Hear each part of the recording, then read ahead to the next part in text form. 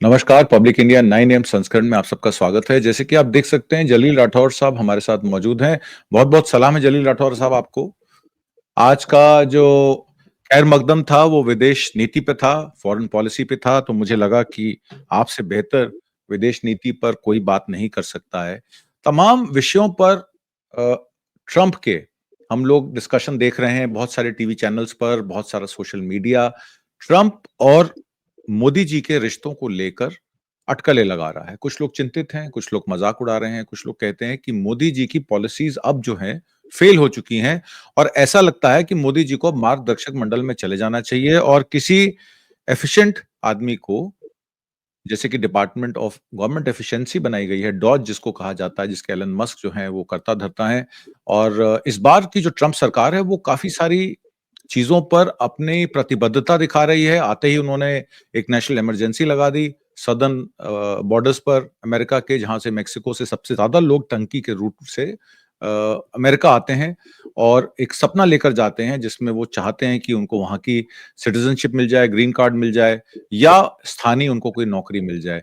अब जो है ट्रंप ने बहुत साफ कर दिया है कि भारतीय प्रवासी के रहने वाले वहाँ के जो लोग हैं, जो एच-बी-ए-1-सी वीज़ा पर हैं या विज़िटर्स वीज़ा पर हैं या फिर वो ग्रीन कार्ड होल्डर्स भी हैं, पर उनके पेरेंट अगर एक भी पेरेंट जो है वो अगर अमेरिकन सिटीज़न नहीं है, तो बच्चों को जो बच्चे वहाँ पैदा होंगे, उनको अब अमेरिकन सिटीज़नशिप बाय डिफ़ॉल्ट नहीं मिलेगी।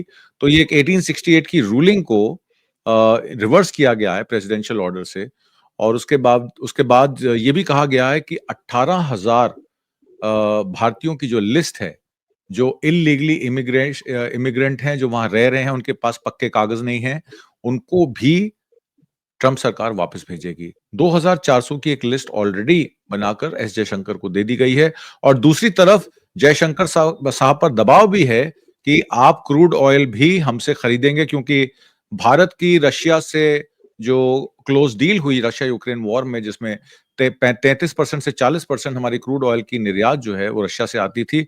अमेरिका कहीं न कहीं हाथ दबाकर जयशंकर साहब को ये भी कह रहा है कि क्रूड ऑयल भी आपको अमेरिका से खरीदना पड़ सकता है। अमेरिका में अवैध रूप से रह रहे नागरिकों को वापस लाने के लिए ट्रंप प्रशासन के साथ मिलकर काम करने की भारत की योजना अब क्या होगी? भारत किस तरीके से इसको डील करेगा? क्योंकि भारत ने तो हामी भर दी है कि हम इनको वापस ले लेंगे। तो घुसपैठियों को निकालते-निकालते हमारे जो वहाँ पटेल भाई हैं, जो वहाँ के होटल-मोटल इंडस्ट्री के मालिक हैं और कई वर्षों से मुझे लगता है 50 के दशक से या उससे पहले से भी वो लोग वहाँ मौजूद हैं। अब क्या होगा? अब भारत में घुसपैठियों की वापसी होगी या घुसपैठियों की वापसी भारत से बांग्लादेश में होगी? क्या लगता है आपको जलील साहब? देखिए, ये जो मामला है इसको हम संक्षेप में बता सकते हैं to force somebody to test his own pill. तो हुँ, ये जो मामला है अगर इसको 2 पहलुओं में देखा जाए, एक हमारा जो एनआरसी था और सीएए ये कुछ इसी तरह का है और अब इस चुंगल में हमारे भारतीय भाई भी आए हैं जो लीगल या इल्लीगल जो भी कहा जाए the definition will be described bye United states of America. तो ये कुछ इस तरह की सूरत हाल है। तो आपको मैं इस बारे में ये बताता चलूं, जब आप प्रधानमंत्री प्राइम मिनिस्टर मोदी जी की बात करते हैं तो अमेरिका के साथ ओवर द इयर्स जो ट्रंप सरकार थी या उसके बाद बाइडेन की सरकार थी उस दौरान काफी जफियां पपियां देखी हमने, but diplomacy does not work with जफियां एंड पपियां। It needed some solid base and solid, a policy, a foreign policy, and जो जियो पॉलिटिक्स है उसमें कई चीजें होती हैं जहां देश हित के बारे में और देश हित के लिए पॉलिसीज तरतीब जाती हैं और काउंटर पार्ट जो कंट्रीज होती हैं उनके साथ मामलात ऐसे तय किए जाते हैं जहां नेशनल इंटरेस्ट होते हैं। But what we have been seeing all these years is the pomp and show and exhibition of extraordinary, sort of promoting one's own self as a supreme leader. तो लेकिन अब जो बात आई है कि ट्रंप का जो आना है वो एक हुँ, जियो पॉलिटिक्स में एक रेवोल्यूशनरी टाइप का चीज है जिसमें कुछ ऐसी चीजें हैं जो अनएक्सपेक्टेड हैं और नॉर्मली जो देखी नहीं जाती हैं, जहाँ तक फॉरेन पॉलिसीज़ का सवाल है। लेकिन you know Trump, Trump is Trump. तो उसने पहले ही वाज़ेह कर दिया था। अब आप देखिए कि जब कैपिटल हिल्स पे उसके हामियों ने हमला किया था और उस वक़्त किस किस्म की खूनरेज़ी हुई थी और आर्म्स भी उसमें यूज़ किए गए थे। तो Trump has the audacity to forgive all of them. तो इससे 1500 आपको लोगों ये समझ हाँ, तो इससे आपको ये समझने में शायद मुश्किल नहीं हो जाएगी कि ट्रम्प किस किस्म का आदमी है and he is a man of brutal character as far as his policies are concerned and he has always put America first. अब उसकी जो हम दूसरी जो इमेजेस देख रहे हैं दूसरे मुल्कों में जहाँ पे थोड़ा बहुत ऑटोक्रेटिक रूल है, तो वहाँ पे भी नेशनलिज्म को पैट्रियोटिक बताया जाता है। नेशनलिज्म हुँ, को पैट्रियोटिज्म के लिबादे में ओढ़ के बताया जाता है, जैसे कि हम भी यहाँ नेशनलिज्म को पैट्रियोटिज्म के इसमें लिबादे में ओढ़ के उसको बताते हैं। But these are two things. Nationalism is something else and patriotism is something else. तो अब जहाँ तक इंडो अमेरिकन रिलेशंस की बात है, तो आप देखिए कि किस तरह की हाउ थिंग्स अनफोल्डेड एंड हमारे जो प्राइम मिनिस्टर मोदी हैं, how he used to be you know portrayed by his not only by himself but his supporters as the world leader and बताया जाता था कि उसके बगैर दुनिया में पत्ता नहीं हिलता है लेकिन contrary to the expectations of all the people जो जो भी हमारी कौम के लोग हैं उनको ये उम्मीद थी कि मोदी जी कम से कम उनका जो हम यहाँ पे वोट टेकिंग सेरेमनी बोलते हैं वो इनॉग्रल फंक्शन बोलते हैं उसमें इनवाइटेड होते हैं तो हमारे यहाँ से भी कोई नहीं था अगर जयशंकर भी थे हमारे फॉरेन सेक्रेटरी वो फॉरेन मिनिस्टर वो भी किसी इनविटेशन की कैपेसिटी में नहीं थे नॉर्मली हर एम्बेसी को इनविटेशन दिया जाता है अमेरिका में जब इस तरह का कोई फंक्शन हो तो ये एम्बेसी को इनविटेशन थी और दो आदमियों के लिए इनविटेशन थी एक जो हमारे एम्बेसडर हैं और डेप्यूटी एम्बेसडर हैं तो हमारे जयशंकर जी ने वन ऑफ दिस जो हमारे फंक्शनरीज हैं उनको रिप्लेस किया he was in place of either ambassador और द डेप्यूटी एम्बेसडर हुँ। अब इससे आगे बढ़ के हम देखेंगे कि जो हमारे वहाँ के अ, जो फॉरेन से जो तो सेक्रेटरी ऑफ स्टेट हैं, उनने पहली मुलाकात शायद उनका नाम मार्को रूबियो है। उन्होंने मार्को रूबियो। पहली मुलाकात जो की है वो एस जयशंकर से की है और उन्हें स्ट्रांगली इलीगल इमिग्रेशन का मसला उठाया जैसा कि आपने बताया उनसे। तो उनसे कहा गया कि आप इनके जो ये आपके मतलब what Trump has described as aliens अपने एलियंस को यहाँ से ले जाइए। तो उसके बाद एस जयशंकर ने एक प्रेस कॉन्फ्रेंस दी जहाँ पे उन्होंने बोला कि legitimate return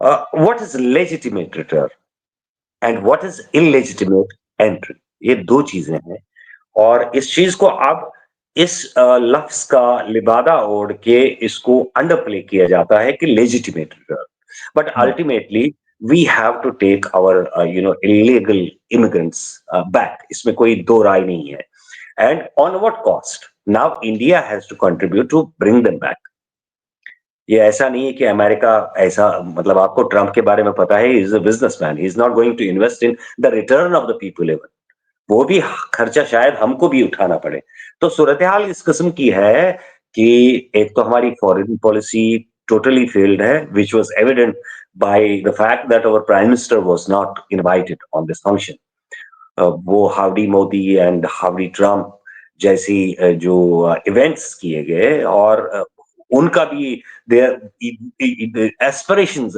एस्पर्शंस are cast on those functions also कि वो कोई इवेंट मैनेजमेंट वाला मामला था और उसमें कोई ऐसा नहीं था कि मतलब लोग अपनी मर्जी से आ रहे हैं लोग अपनी मर्जी से जा रहे हैं लोगों को बुलाया गया और लोगों को कुछ लोगों को मतलब आपने देखा पीछे जब भी हमारे प्रधानमंत्री नरेंद्र मोदी जी फॉरेन विजिट्स पे जाते थे जब वो एक्सपैट्रिएट्स को मिलते थे, तो वहाँ पे कुछ ऐसी बातें भी सामने आती थीं कि अगेंस्ट मनी भी कुछ एक ढोल वाला आया था ढोल बजाने के लिए, उसने साफ तौर पे बताया कि I was called and I was मतलब ऐसे भी लोग हैं जिनको पैसा देके बुलाया गया।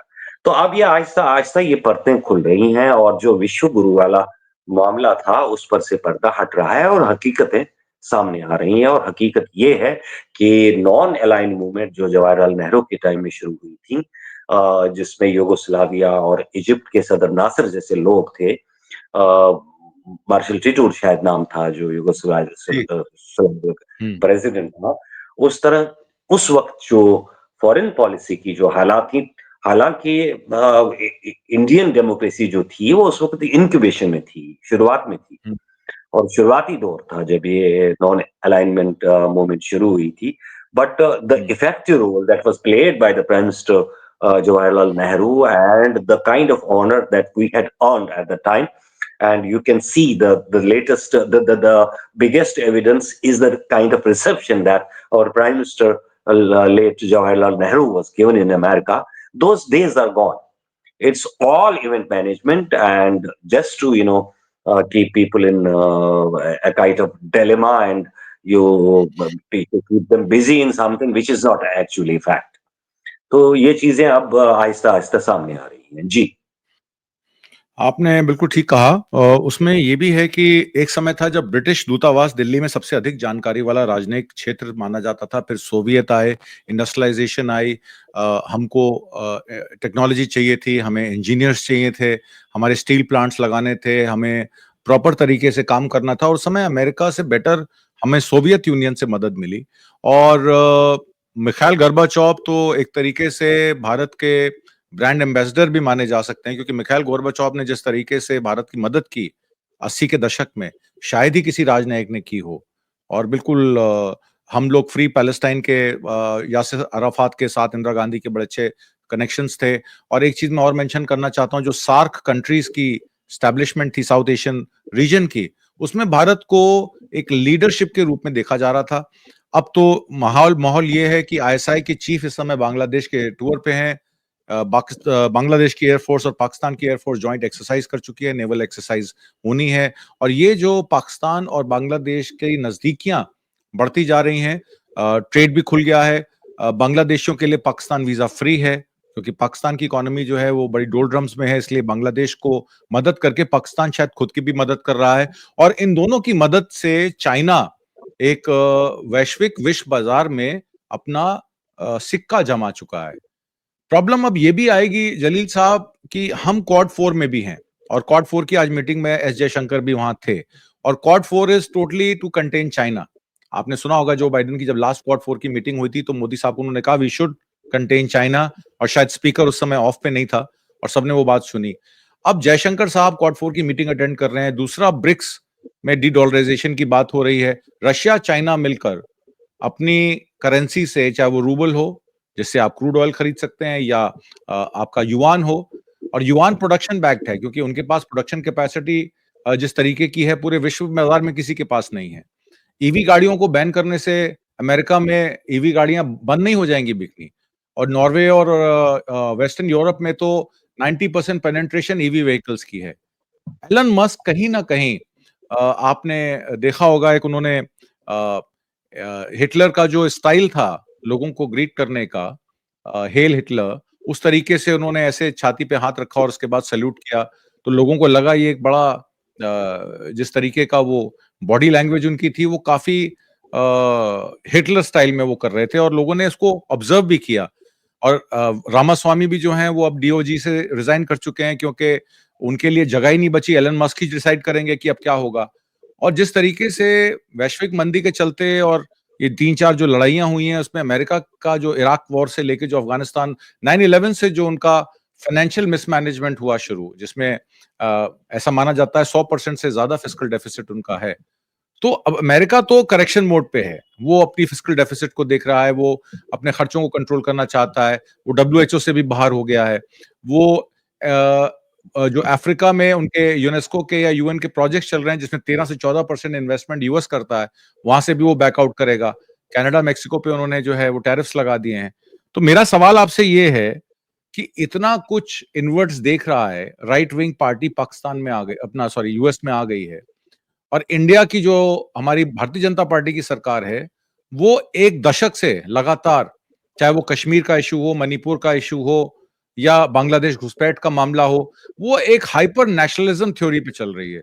तो हाइपर नेशनलिज्म थ्योरी से तो हमारी जीडीपी लगातार गिरती गई, जो 8.5-9% थी, अब 6% से नीचे पे आ गई है। अगर रियल जीडीपी देखेंगे आप, तो नॉमिनल जो हमारी ग्रोथ थी 9.5-10%, वो 8 साढ़े 8% पे आ गई है, और इन्फ्लेशन को अकाउंट फॉर कर लें तो I think we are in negative growth trajectory right now. तो नेगेटिव ग्रोथ ट्रेजेक्टरी का मतलब ये होता है कि नौकरियां उत्पन्न नहीं होंगी, सैलरीज बढ़ेंगे नहीं, कारोबार बढ़ेंगे नहीं, प्रोडक्शन कैपेसिटी 60-70-75% तक रहेगी एसेंशियल की भी, रूरल डिस्ट्रेस रहेगा, अर्बन डिस्ट्रेस रहेगा। तो भारत उभरेगा कैसे? क्या मोदी जी का अब, जैसे कि आपने कहा कि हॉट सीट पर बैठना एक नामुमकिन सी सिचुएशन बनती जा रही है, क्या उनको रिजाइन कर देना चाहिए इन सारे मामलों को लेकर, या कुछ अभी भी उनके लिए बचा है कि वो सैल्वेज कर सकते हैं अपनी सीट को प्राइम मिनिस्टर की? देखिए आपने आतमजीत जी आपने 2-4 बातें इकट्ठे बोल ली और इन सब पे अलग-अलग से बात करना ज़रूरी है। लास्ट में आपने जो बात की कि मोदी जी को क्या रिज़ाइन करना चाहिए। देखिए this seems like a dream because जहाँ तक हमारी गवर्नेंस की बात है, अब वो एथिक्स और लॉजिक्स नहीं रहे हैं and the more you think about the you know uh, ethics and logics, you come to a conclusion that that era has gone. इस वक्त हम्म। की जो dispensation है, वो that is only focused on how to elongate the rule. कि अपना जो power है और अपनी जो सत्ता है उसको कैसे ज़्यादा से ज़्यादा वक़्त तक चलाया जाए। तो ये बात आप रूल आउट Correct. कीजिए। This is equivalent to living in a fool's paradise. Like you are speaking about ethics और लॉजिक्स एंड मोरालिटी। तो इन ये जो चीज़ें सारी आपने गिनवाई तो ये सब नेगेटिव हैं। और इसके लिए एक बहुत हाई कैरेक्टर चाहिए और बहुत हाई मोरालिटी चाहिए कि you take the responsibility and decide that what you have to do, either you have to be in the seat or you have to shun the power. तो ये चीजें आप rule out कीजिए, इसमें बात करना फजूल है मेरे ख्याल से।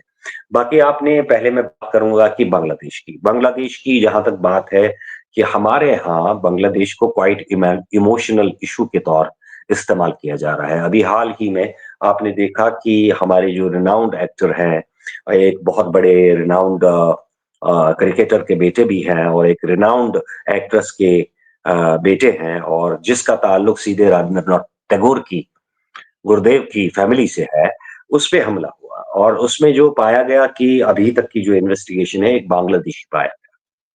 तो हम्म। उसको भी एक ऐसे इश्यू के तौर इस्तेमाल किया जा रहा है कि बांग्लादेशी ऐसे होते हैं, वैसे होते हैं और उनको घुसपैठ के नाम पे जब भी बात होती है तो बांग्लादेश उनके नाम नंबर 1 पे आता है और फिर रोहिंग्या खैर वो तो रिफ्यूजीज हैं, उनके साथ जो हुआ वो हुआ। वो एक लॉजिक के तहत भाग रहे हैं बांग्लादेश हम्म। लेके, इंडिया लेके कहाँ-कहाँ जहाँ उनको पनाह मिलती है। लेकिन जहाँ तक बांग्लादेशियों की सवाल है, बांग्लादेश वाज़ क्वाइट 71 की जंग के बाद और लिबरेशन ऑफ बांग्लादेश के बाद जो नजदीक तरीन एलाई था हमारा बांग्लादेश। लेकिन जब लोगों को भड़काने या लोगों की भावनाओं को एक तरह से एक खास तरफ ले जाने की बात होती तो बांग्लादेश के लोगों और बांग्लादेश के इमिग्रेंटों और घुसपैठे घुसपैठे और कॉकरोचेस का नाम लिया जाता हम्म। था। जबकि हमारे जो मतलब इंटरेस्ट थे और एसेट्स थे वो बराबर इतने सालों वहां पे काम करते रहे और शेख हसीना वाजिद जो फॉर्मर प्राइम मिनिस्टर और जो एग्जाइल में रह रही हैं, इंडिया में रह रही हैं, वो खास दोस्त थी हमारे मुल्क की। लेकिन आज तक आप एक बार बताइए कि जब हमारे वजीर आजम नरेंद्र मोदी जी ने घुसपैठ का मामला उनके साथ उठाया हो, एक मिसाल दे दीजिए। तो तो इसको मैं यही कहूँगा कि मेरे जो शब्द हैं, मैं ज़्यादा शायद नहीं जानता हूँ कि कथनी और करनी की फ़र्क है। जहाँ पे आपको हम्म। बांग्लादेशी घुसपैठियों को, लोगों के जज़्बात को उकसाने या भड़काने या ब इमोशनल ब्लैकमेल करने की बात होती है, तो बांग्लादेशी घुसपैठियों की बात करते हैं आप। लेकिन जहाँ तक एसेट्स की और पड़ोस में इंटरेस्ट की बात होती है, तब आपकी एजेंसीज़ भी वहाँ काम करती हैं और वहाँ का प्राइम मिनिस्टर भी आपके इशारों पे काम करता है, जैसा कि आपने अडानी वाले बिजली के प्रोजेक्ट के मामले में देखा। तो ये हुई बांग्लादेश की बात। फिर दूसरी आपने क्वाड की बात की है। क्वाड आज की डेट में शायद मेरे ख्याल में, maybe I am wrong, एक इर्रेलेवेंट चीज़ बन गई है। अब जब ये डोनाल्ड ट्रम्प हुँ, सरकार में आए हैं, सत्ता में आए हैं, तो सबसे ज़्यादा प्रेफ़रेंस उसने किसको दी? उसने चाइना के इमीडिएट प्रेसिडेंट शी जिनपिंग को दी। ही वाज़ उसको उन्होंने इन्विटेशन भी दे दी और इन्विटेशन इस तरह दे दी कि अगर आप दूसरे लफ्ज़ों में देखेंगे कि अब उसमें शी जिनपिंग का एज था, because he refused it and he sent his foreign secretary. He did not go himself. एक बहुत बड़े देश का, मतलब वर्ल्ड पावर का, नंबर 1 पावर का प्रेसिडेंट आपको इनवाइट कर रहा है और आप नहीं जा रहे हैं, आप धुतकार रहे हैं। आप इसको इस पर्सपेक्टिव में देखिए कि चाइना का पावर कितना है और अमेरिका उसके इन्फ्लुएंस के अंडर कितना है। तो आपने बताया कि क्वाड का पर्पस ही था कि चाइना को आइसोलेट करने का और चाइना को to to to keep China at a bay. But now the president of America, the incoming president of America is quite, बहुत नरम है उनकी पॉलिसी, ये सॉफ्ट टुवर्ड्स चाइना। जिसका वो आते ही उन्होंने जो फैसले करने शुरू कर दिए, उसमें उन्होंने टिकटॉक को अनबैन कर दिया। हुँ, तो इससे आपको समझना चाहिए कि क्वाड का जो फ्यूचर है वो भी एट स्टेक है। वो हुँ, क्यों एट स्टेक है? Because America has clearly indicated that it will prefer to stay close to China rather than, poking its nose into Quad and doing all the kinds of things which are against the interests of China. So America is intentions of getting closer to China. तो Quad की आप बात छोड़िए, BRICS की हुँ, जहां तक बात है, in the context of BRICS and it's relevance जो इंडिया के साथ है, वो आप देखिए कि यहाँ पे एक कोशिश की गई थी और बहुत अच्छी कोशिश हुई थी कि जो ट्रांजैक्शंस हैं वो सोने गोल्ड में करने की बात हुई थी, जिसमें आपको मैं एक मिसाल दूंगा कि एग्रीकल्चर की जो पड़ोस के ममालिक के साथ था, वो एग्रीकल्चर प्रोड्यूस को export as against the gold की बात हुई थी। लेकिन एक ही वार्निंग दी गई अमेरिका की तरफ से और हमारी सरकार झुक गई उसके सामने। जी, तो मतलब अमेरिका की तरफ से आजकल सिर्फ वार्निंग्स इश्यू की जा रही हैं, we are succumbing to its warnings and to its directives. तो इससे आपको ये समझना चाहिए कि आजकल के हालात में जो हमारी फॉरेन पॉलिसी है, जबकि होना ये चाहिए था as a country of a population of more than 15 million, 150 crore के लगभग हमारी आबादी है, वर्ल्ड्स लार्जेस्ट डेमोक्रेसी है, और ऐसा भी नहीं है कि हम इतने गए गुजरे हैं कि हमको लाल आंख दिखाने की ताकत नहीं है। We have, um, but we are not showing. Um, We should have snubbed America कि we are not taking your directives, we have our own policies, our own national interests। तो इस हिसाब से आप देखिए कि मतलब चीजें किस तरफ जा रही हैं। तो ये भी एक फॉरेन पॉलिसी में फ्लॉ है कि our government is not very serious about understanding its power in the geopolitics as the world's largest democracy, और हुँ, सबसे बड़ा आबादी वाला मुल्क है, और बहुत बड़ा मार्केट भी है, और बहुत बड़ा एक्सपोर्टर भी है हमारा मुल्क। ऐसा नहीं है कि हमारा हुँ, यहाँ इम्पोर्ट्स ही हैं, हमारे यहाँ से एक्सपोर्ट्स भी होते हैं और इम्पोर्ट्स भी होते हैं, मार्केट भी है और आउटसाइड वर्ल्ड भी हमारा मार्केट है। सो ये जो चीजें हैं ये बैलेंस में होनी चाहिए थी। इसमें बैलेंस का इतना बिगाड़ नहीं है कि हम लोगों की बातें सुने, लोग जो हमसे कहें वो हम सुने।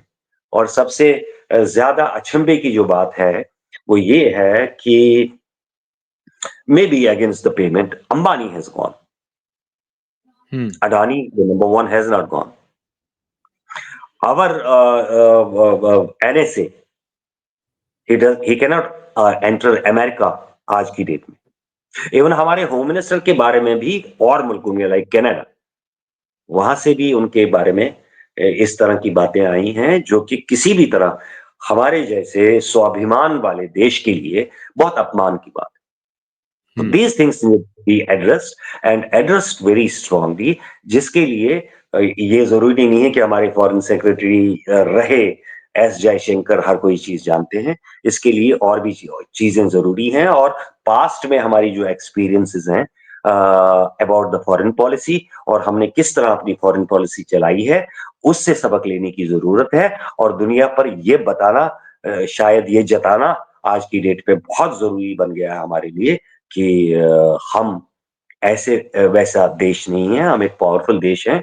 May be we are developing country लेकिन हम इस डेवलपमेंट की रेस में वहाँ पे आ गए हैं जब हम किसी और डेवलप्ड कंट्री से compete कर सकते हैं। हम डायरेक्ट क्रूज़ लेने वाले लोग नहीं हैं, हम डायरेक्ट क्रूज़ देने वाले लोग हैं। जी।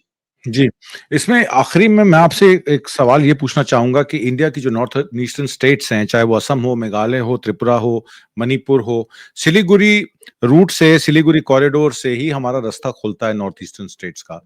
और लेह लद्दाख में 36,000 स्क्वायर किलोमीटर में चाइना ने अपनी 2 काउंटीज़ बसा ली। और उससे पहले पैंगोंग लेक हो या डेप्सोंग का एरिया हो, डेप्सोंग और डेप्चैंग में, उसमें 2000 स्क्वायर किलोमीटर का अतिक्रमण कांग्रेस पार्टी के राहुल गांधी ने कहा 4000 स्क्वायर किलोमीटर का अतिक्रमण। अगर दोनों को कंबाइन कर दें तो कुल मिला के 36 से 38 हज़ार हजार स्क्वायर किलोमीटर की जमीन चाइना के पास चली जाती है। क्वाड 4 में भारत की इजराइल से नजदीकी, अमेरिका के साथ दोस्ती पहले टर्म में जो रही डोनाल्ड ट्रंप के साथ, और जो बाइडेन भी काफी प्रो इंडिया उनका स्टांस रहा, कहीं ना कहीं हम चाइना को लाल आंख दिखाने में कामयाब नहीं हुए, जिस वजह से भूटान, श्रीलंका, बांग्लादेश और अब तो मालदीव्स और दूसरे छोटे छोटे कंट्रीज भी भारत से अब दूर हटते नजर आ रहे हैं। तो विदेश नीति को अगर हम समझने की कोशिश करें तो चाइना एक तरफ तो अपना बिजनेस कर रहा है, पाकिस्तान और बांग्लादेश के बॉर्डर्स खोल रहा है, श्रीलंका में जब फाइनेंशियल उनके क्राइसिस आया उनको मैनेज करने की कोशिश की, बांग्लादेश का फाइनेंशियल क्राइसिस आया उसको चाइना ने मैनेज करने की कोशिश की, पाकिस्तान को उनसे उनसे दोस्ती बढ़ाने की बात की। भारत तो बिल्कुल अलग थलग पड़ गया, ना चाइना के साथ लड़ाई करने का या लड़ने का, अपनी मिलिट्री को आगे भेजने का उनके पास साहस है, और दूसरी तरफ वो चाइना से कहीं ना कहीं डरा भी हुआ है क्योंकि हमारा इंपोर्ट जो है चाइना से वो 137 बिलियन डॉलर का है। अब अदानी साहब की तो सारी ग्रीन एनर्जी के प्रोजेक्ट्स ही चाइना के इंपोर्ट पर चलते हैं। तो मेरा सवाल ये है कि आखिरी सवाल ये है कि नॉर्थ ईस्टर्न स्टेट्स को अगर सिलीगुड़ी कॉरिडोर को ले लें या आपका लेह लद्दाख का एरिया जो आपका होम ग्राउंड है उसको ले लें, दोनों तरफ अब हिंदुस्तान, भारत, इंडिया की गवर्नमेंट फंसती हुई नजर आ रही है। इससे निजात कैसे मिलेगा या इससे इसका सॉल्यूशन क्या हम शॉर्ट टर्म में, नियर शॉर्ट टर्म में सोच सकते हैं? जी, जलील साहब। देखिए, जहाँ तक नॉर्थ ईस्टर्न स्टेट्स का ताल्लुक है या आपने लद्दाख की बात की, उसका ताल्लुक है, China has always from the day we have seen in 1962 war एक एक्सपेंशनिस्ट कंट्री है। हम्म। Having said that, there are two influential countries in the region, that is China and that's India. अगर हम पास्ट में देखें तो past में हम अपनी जो रीजन में अपनी स्टेटस को देखें तो we were quite influential and friendly towards our neighbours. लेकिन ओवर द इयर्स आप देखेंगे कि हमने सारे हमसायों के साथ रिश्ते खो दिए। हम्म। मालदीव्स के साथ आपने टूरिज्म के बारे में सुना, एक छोटा सा द्वीप है हम्म। लेकिन हमारे बहुत करीब था और दिल के भी करीब था। And it was more dependent on India rather than any other country in the region. हमने उसको भी खो दिया। एक वो एक मतलब मैंने शुरुआत में शायद मेरे पास अल्फाज नहीं है, वो पॉम्प एंड शो की बात की थी, personal something revolving around your own personality and tourism and all that we involve so many things and created a fuss with Maldives. इसी तरह बांग्लादेश का हाल है। बांग्लादेश का आपने देखा कि वहां पे हमारी जो जरूरत से ज्यादा इंटरवेंशन थी उसका भी एक फिर फॉल आउट हुआ और न सिर्फ वहां पे सत्ता पर तो परिवर्तन हुआ बल्कि वहां से हमारी सबसे करीब अलाई थी जो शेख हसीना वाजिद, उसका कू हुआ और उसको वहां से भागना पड़ा। अब देखिए कि 1971 में हमने बांग्लादेश को पाकिस्तान से अलग करने के लिए अ, किस तरह का रोल निभाया था। मे बी ये ज़रूरी है, ये एक हकीकत है कि वहाँ पे पाकिस्तान का ज़ुल्म हद से ज़्यादा बढ़ गया था और जो वहाँ की जो रीजनल पॉलिटिक्स थी फ्रॉम वेस्ट टू ईस्ट उसमें काफ़ी त तरह का कंपैरिज़न आ गया था और बंगाली अपने आप को लुटा-पिटा महसूस कर रहे थे। जैसा कि आपने देखा भुट्टो मैं उसमें जाने की मतलब इस वक़्त नहीं जाऊँगा, लेकिन भुट्टो और मुजीब के दरमियान किस तरह का वो 36 का आंकड़ा रहा और वो किस तरह एक-दूसरे के ओवर अपने सत्ता को हासिल करने के लिए उन्होंने किस तरह मुल्क के 2 टुकड़े कर दिए and India took that advantage. तो आपको मैं बताता चलूँ, I don't have any hesitation to say the best pilots Pakistan had we which had been effective in Indo Pak wars were Bengalis. Hmm.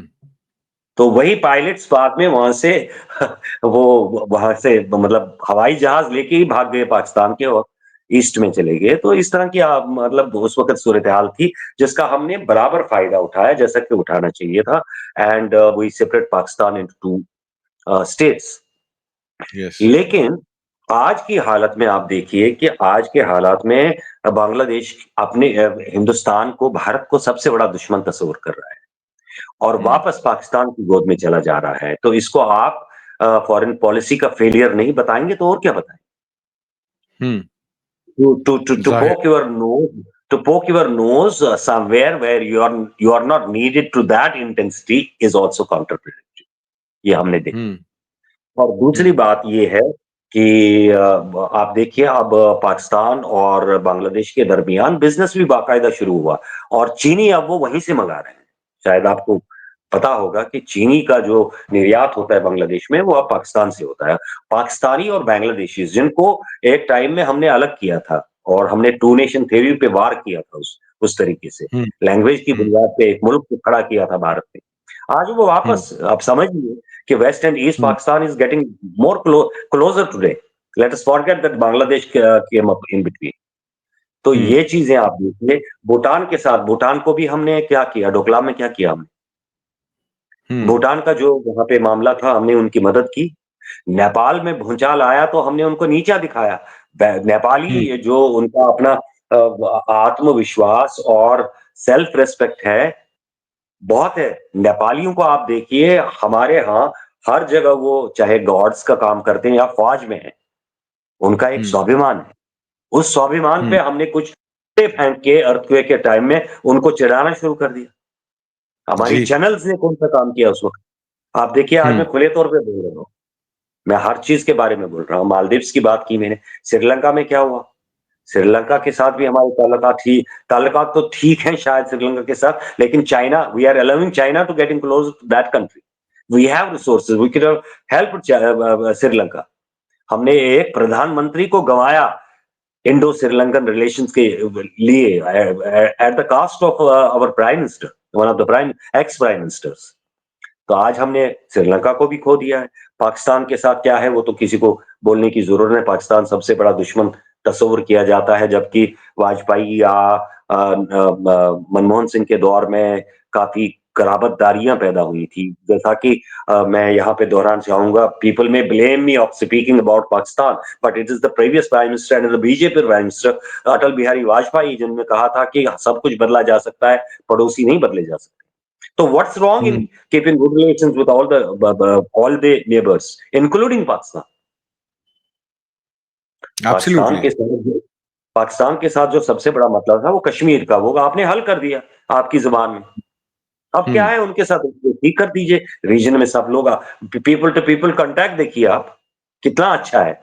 If you go abroad, I have seen myself, these Pakistani Punjabis and Indian Punjabis are like brothers. Hmm, So this true. is high time that we take a look back on our foreign policy vis-a-vis our neighbors and vis-a-vis SAARC. Vis-a-vis SAARC, I will stress on SAARC, हुँ, जो south Asian regional cooperation वाली हमारी ये association थी and India held the position of the leader of this association and hmm, quite influential. And many things did happen towards the welfare of the people of the region, of South Asian region. आपस में आदान-प्रदान होता था, student exchange होता था, और भी चीज़ें होती थी, लोग आपस में मिलते थे। तो वो भी खत्म हो गया, एवरीथिंग हैज़ फिनिश्ड। So जी। now this is high time that we come out of the garb of nationalism and so many other things which are happening in the country and that we move towards the future and where India has regains its leadership again, regional leadership hmm, as the world leadership, हुँ। जिसको हम विश्व गुरु कहते हैं। मैं तो पहले regional गुरु की बात करूंगा। Let's begin with regional Guru and then think about विश्व गुरु। देखिए, हम लोग पैरेलल्स तो ड्रॉ कर सकते हैं। बांग्लादेश, पाकिस्तान का जो इश्यू है, वो भारत से लगता हुआ इंसर्जेंसी, स्मगलिंग और ह्यूमन ट्रैफिकिंग को लेकर है। अगर आप मेक्सिको बॉर्डर से जो अमेरिका में डंकी के रास्ते हमारे भारतीय नागरिक अपनी ज़मीनें बेच के राहुल गांधी ने बड़ा अच्छा एक्सपोज़ किया था लोकसभा इलेक्शन में जब वो गए थे एक हाँ, हाँ। लेक्चर डिलीवर करने और उन्होंने वहाँ कुछ साथियों से भारत के लड़कों से मुलाकात की। हरियाणा के ही थे वो, हरियाणा का इलेक्शन था उस समय हरियाणा से। और उन्होंने कहा कि हम डंकी के रास्ते 40-50 लाख रुपए खर्च करके यहाँ पहुँचते हैं, उसके बाद हम कच्चे या इल्लीगल होकर रहते हैं और जब तक हम पक्के ना हो जाएँ या हमें कागज़ ना मिल जाएँ, यहाँ पे स्टे के, तब तक हमें डर ही लगा रहता है और 10-10, 15-15 साल हम अपने घर वापस नहीं जा सकते, अपने घरवालों को मिल नहीं सकते, उनको गले नहीं लगा सकते और खुदा न खास्ता कोई फौत हो जाए या किसी की मौत हो जाए, तो हम उनका क्रियाकर्म भी नहीं कर सकते। तो सिचुएशन काफ़ी वर्स है और जो आपने कहा कि 150 मिलियन की आबादी वाला भारत, अगर नौकरियाँ नहीं जनरेट कर पाएगा 2 करोड़ जैसे कि प्रधानमंत्री मोदी ने वादा किया था, तो लड़के करेंगे क्या? बच्चे करेंगे क्या? हमारी वीकनेस स्किल सेट्स में और नौकरियाँ जनरेट करने में है। फ्रीबीज़ तो हम बाँट सकते हैं, पर लोगों का भविष्य बनाने के लिए, लोगों को काम देने के लिए, लोगों को कामगार करने के लिए आपको एक बेसिक स्ट्रक्चर, इंफ्रास्ट्रक्चर और प्राइवेट निवेश, इस पर ध्यान देना पड़ेगा। जब तक प्राइवेट एक्सपेंडिचर नहीं होगा, बढ़ेगा, कैपिटल एक्सपेंडिचर नहीं बढ़ेगा, तब तक हम ये कहते हैं ना 3-13 के चक्कर में पड़े रहेंगे। और हमारी जी। विदेश नीति क्या, हमारी डोमेस्टिक, रीजनल सारी नीतियाँ फेल हो जाएँगी। अगर इकोनॉमी ग्रो नहीं करेगी तो फिर हमें बड़ा कौन मानेगा? हम अपने ही छोटे-छोटे देशों के बीच में उलझ के रह जाएँगे। आज की परिचर्चा में भाग लेने के लिए जलील साहब आपका बहुत-बहुत शुक्रिया और आपने बहुत सारी चीज़ों पर बात की। आप आखिरी में कुछ कहना चाहते हैं? जी। जी। इन सारी चीज़ों में जिन चीज़ों के बारे में हमने यहाँ पे विश्लेषण किया और डिस्कशन किया, इसमें एक पॉज़िटिव चीज़ मैं कहना आपको भूल गया, शायद आपकी नज़र में भी होगा कि डेमोक्रेसी, डेमोक्रेसी होती है। Maybe Trump who is supposed to be a right winger, वो पावर में आया हो, लेकिन अमेरिकन डेमोक्रेसी इतनी स्ट्रॉन्ग है कि वहाँ पे एक religious preacher, that also a lady, has the guts hmm, to stand before the president and tell him about his immigration policy and about the hmm. humanity. उसको उसको लेसन दे रही है। मैं तो कहूंगा कि Trump was listened by that freak lady. बिल्कुल, So we have to replicate that, which is not. I think this kind of a thing you can't see in our own country. In our country, which is supposed to be the largest democracy of the world. तो ये चीजें हमने सीखने की जरूरत है। American people are quite aware कि वो क्या कर रहे हैं, क्या नहीं कर रहे हैं।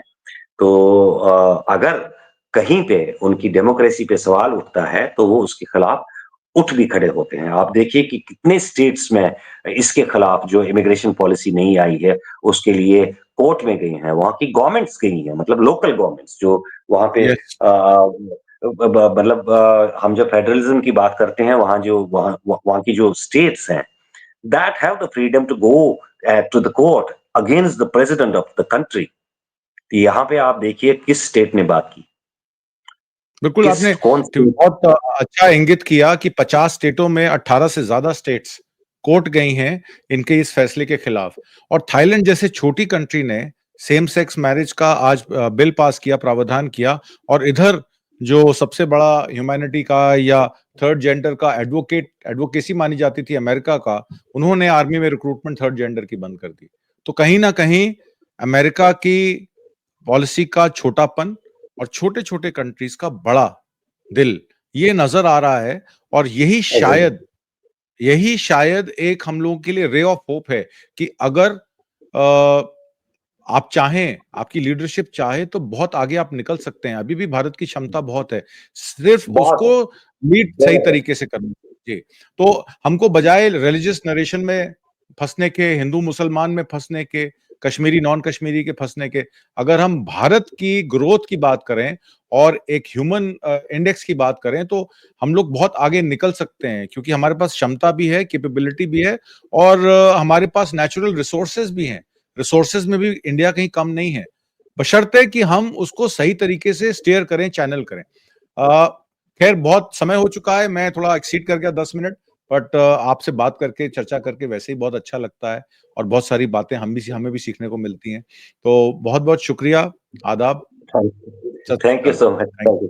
Thank thank you, thank you.